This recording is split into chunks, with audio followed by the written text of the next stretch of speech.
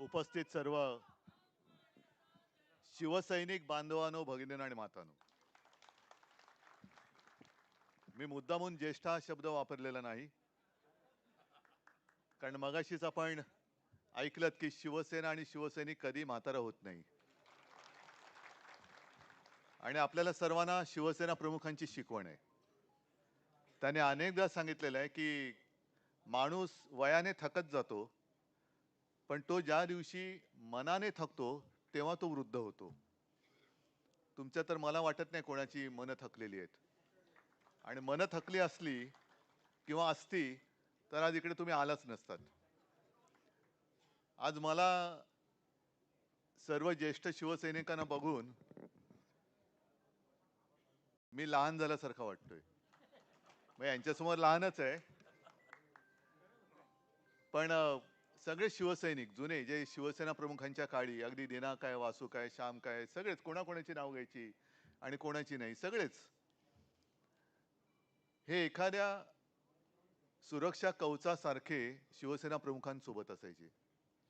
सगळे शिवसैनिक, तुमच्यापैकी अनेक जण होते आणि तुम्ही त्यावेळेला शिवसेना प्रमुखांसोबत होतात म्हणून आम्ही सर्व कुटुंबीय निर्धास्त असायचो, हे तुमच्या भरोश्यावरती. आणि तो विश्वास तुम्ही सार्थ ठरवलात. कोणाची हिंमत होत नव्हती शिवसेनेकडे आणि शिवसेना प्रमुखांकडे तर सोडाच, वाकड्या नजरेने बघण्याची. आता ठीक आहे, वयाने जरासे सगळेच किंचितसे वाकले असतील, पण त्यावेळेचे सगळेजण तरुण आणि त्या तरुणाईतली त्यांची आठवण बघितली तर काठी कोणाच्या हातात आत्ता पण नाहीये, पण तेव्हा काय काय होतं चंद्रकांतजी तुम्ही सांगू शकाल. आणि सगळ्यांकडे एक एक म्हणजे काय अत्याधुनिक, म्हणजे तुम्हाला ज्यांना त्या पिढीतल्यांची आठवण आहे त्यांना माहिती असेल की कोणाकडे किती काठ्याचं, बरोबर ना. त्याला काय म्हणायचे, कटकट्या. आणि तो नुसता आवाज आल्यानंतर समोरचा पळायचा. मी म्हणजे आत्ता ही सगळी आपण गाणी वगैरे ऐकतोय, शूर आम्ही सरदार आम्हाला काय कोणाची भीती, वेडात मराठे वीर दौडले सात, या काय काय गोष्टी आपण अनुभवलेल्या आहेत. विशेषतः वेडात मराठे वीर दौडले सात जे आहे ते तुम्हाला सगळ्यांना आठवत असेल की जनता पक्षाचा तो जो काळ होता, शिवाजी पार्कवरती जनता पक्षाची सभा होती, मोरारजी देसाई नरराक्षस त्यांची सभा झाली आणि शिवसेना भवनचं म्हणजे साधारणतः 77चा तो काळ होता. शिवसेना भवनचं बांधकाम पूर्ण नव्हतं झालेलं, पण तो सगळा, कारण तेव्हा जनता पक्षाची लाट होती, प्रचंड समुदाय सेना भवन समोर जमला आणि सेना भवनवरती दगडफेक केली होती. आपल्याकडे काय तयारी नव्हती कारण बांधकाम सुरू होतं. आणि तेव्हा जे काही मी जे म्हणतो ती मला सगळी नावानिशी माहिती आहेत, पण ते जे काही वेडात मराठे वीर दौडले सात तसे हे सुद्धा जेमतेम हाताच्या बोटावरती मोजण्याएवढे शिवसैनिक होते. ते त्या मोठ्या म्हणजे तो जनसागरच होता, त्याच्यात घुसले आणि सपासप, जे आता सपासप हा शब्द कशाला वापरतात, आणि त्यांनी जे काही केलं ते सगळे उधळून गेलं. आणि तेव्हापासून सगळ्यांना कळलं की शिवसैनिकाची टक्कर देणं म्हणजे ती जी आपली एक गोष्ट आहे ना, हमसे जो टकराएगा, ते करून दाखवणारे हे शिवसैनिक आहेत. म्हणून कोणी शिवसैनिकाची टक्कर देण्याची आणि घेण्याची हिंमत करत नाही. आजचा जो काय सगळा काळ सुरू आहे, हा काळ विचित्र आहे, हे मी तुम्हाला सांगण्याची गरज नाही. ज्यांच्या सोबत आपण 25-30 वर्ष हिंदुत्व या एका शब्दासाठी म्हणून त्यांचे बरेचसे चोचले आपण ऐकले, मान्य केले. ज्यांना कोणीही महाराष्ट्रामध्ये ओळखत नव्हता त्यांना खांद्यावरती बसून आपण महाराष्ट्राच्या खेड्यापाड्यामध्ये नेलं, आणि आता ते वरती चढल्यानंतर आपल्याला लाथा मारायला लागलेत. त्यांना कल्पना नाही की एक जमाना हाही होता आणि तो जमाना लवकरच दिसेल परत. मराठ्यांच्या घोड्याच्या टापाने दिल्ली थरथरायची. आणि आपल्या महाराष्ट्र गीतामध्ये जे आहे, दिल्लीचेही तख्त राखितो, तो खरा आपला मराठी, तो खरा मराठा. आपण मरे मरे जे काही फोटो बघतो, दिल्लीचे बूट चाटितो, हे हे आपल्या भगव्याच्या अवलादीचेच नाहीत, हे गद्दार आहेत सगळे. आजपर्यंत कधीही शिवसेना प्रमुख तर कधी, मला वाटतं जेमतेम माझ्या आठवणीत एकदाच गेले होते दिल्लीला. मी सुद्धा जातो, ते तिकडनं नीट आमंत्रण आलं इंडिया बैठकीचं वगैरे तर जातो, नाही तर आपल्या खासदारांना भेटायला कधीतरी जातो. पण कधी वर्षातनं एखाद्या वेळेला गेलो तर. पण आत्ताचं जे चाललेलं आहे, दरवेळेला उठसूट मुजऱ्या मारायला जातात. हे त्यांचे हुजरे, हे काय शिवसेना प्रमुखांचे विचार पुढे नेणार? आणि देश पूर्ण नासून टाकलेला आहे. म्हणजे मला तर आता अशी भीती वाटायला लागलेली की आपण अराजकाच्या दिशेने चाललोत की काय. दिशाहीन सगळं चाललेलं आहे. उठसूट कोणालाही पक्षामध्ये घेत आहेत. म्हणजे मी मागे सुद्धा म्हटलं ना, आता आपले एक ज्येष्ठ शिवसैनिक आहेत ना, कोण त्यांचं नाव, मुस्लिम कार्यकर्ते आपले आहेत ना, अनेक जण आहेत. बाबू शेठ, एक आहे, एक आत्ताचे नाही, ज्येष्ठ शिवसैनिक आहेत.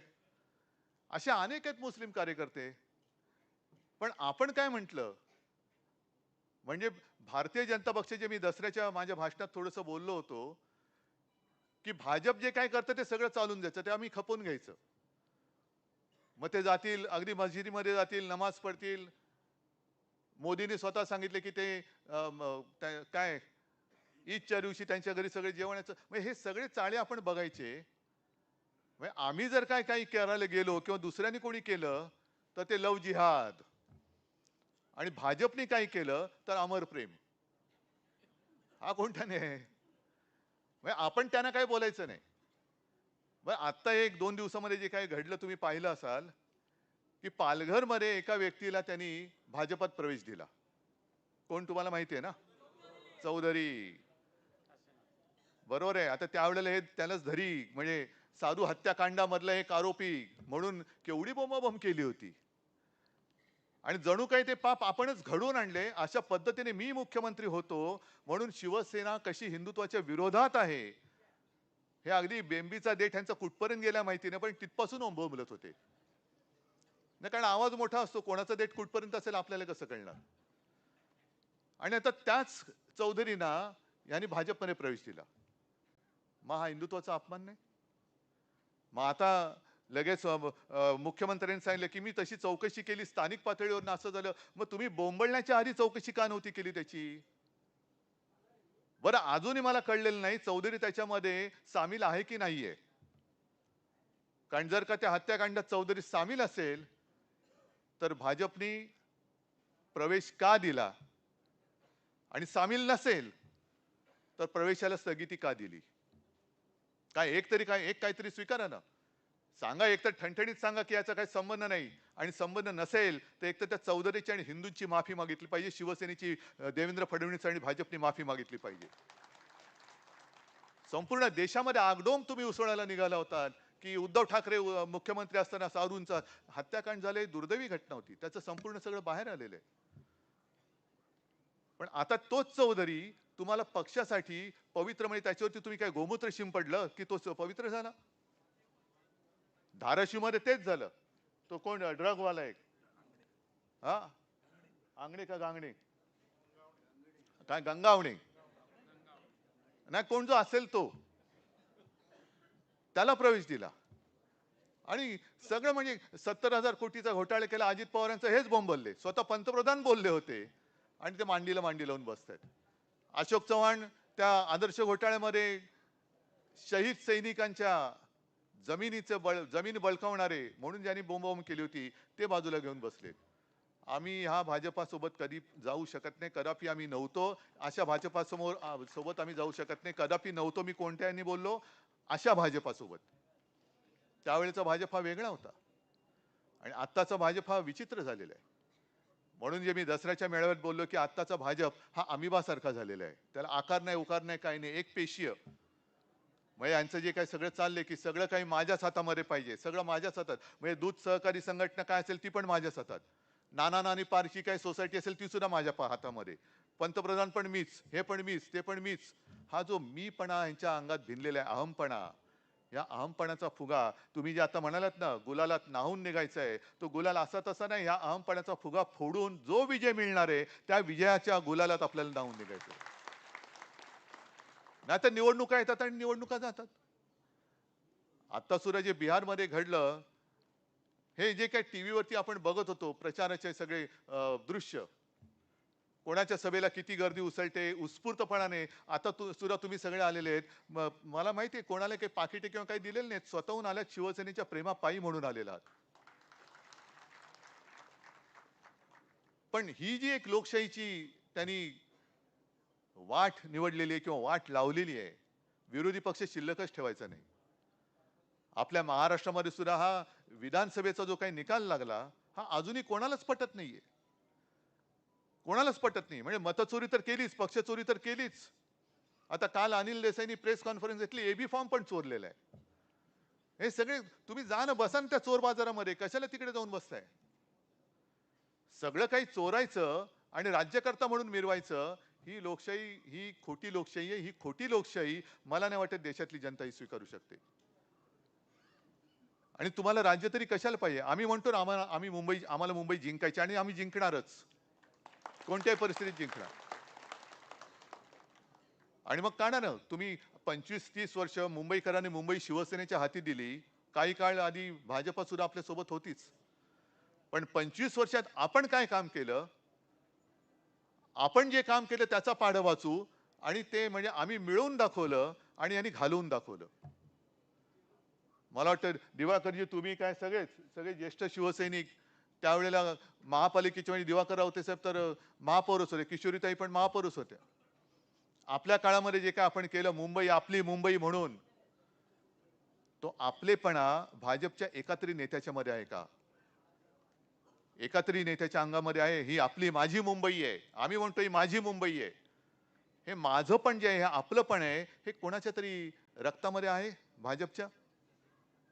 आपण जे काय करून मुंबईसाठी केलं होतं, 92,000 कोटीच्या ठेवी आपण मुंबई महापालिकेच्या जमवून दाखवल्या होत्या. आणि आता रोज बातम्या येतात, ह्या ठेवी तोडत चाललेत. एक 4 दिवसापूर्वी बातमी आली, आणखीन 5 ते 10,000 कोटी ठेवी तोडणार आहेत.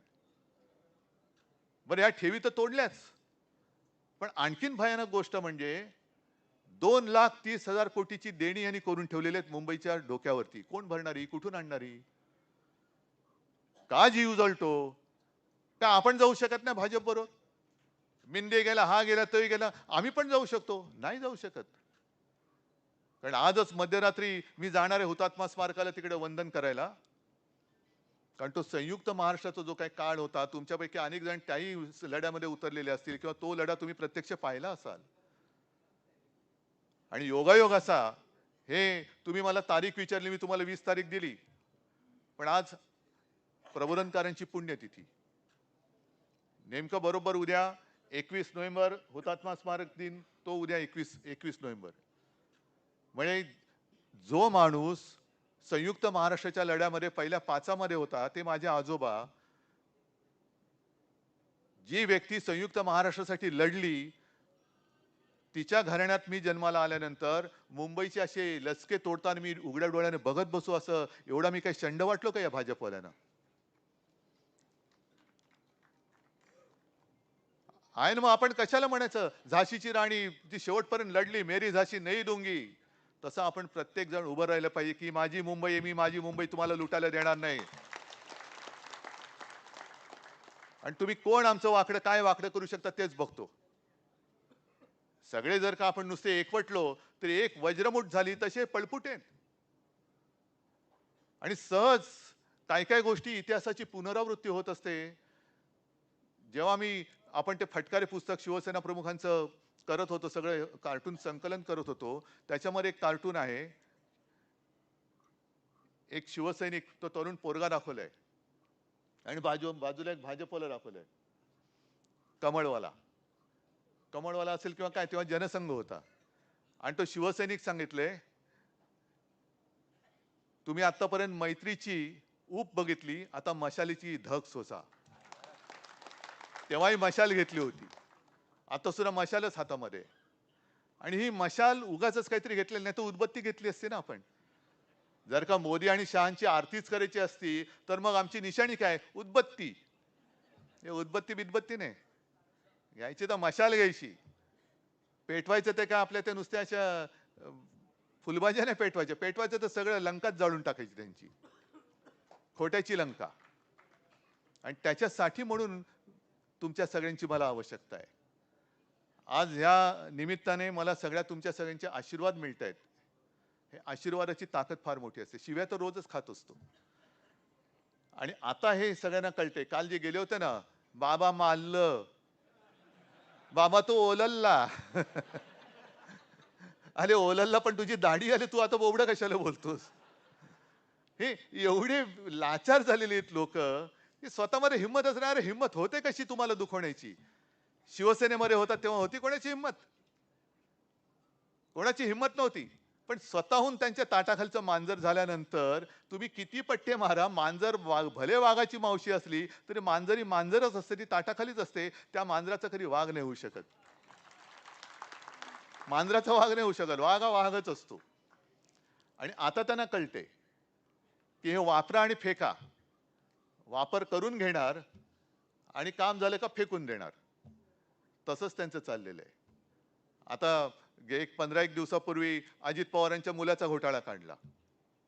झाला कसा आधी घोटाळा? कोणी होऊ दिला? झाल्यानंतर तो बाहेर कसा आला? कोणी बाहेर काढला?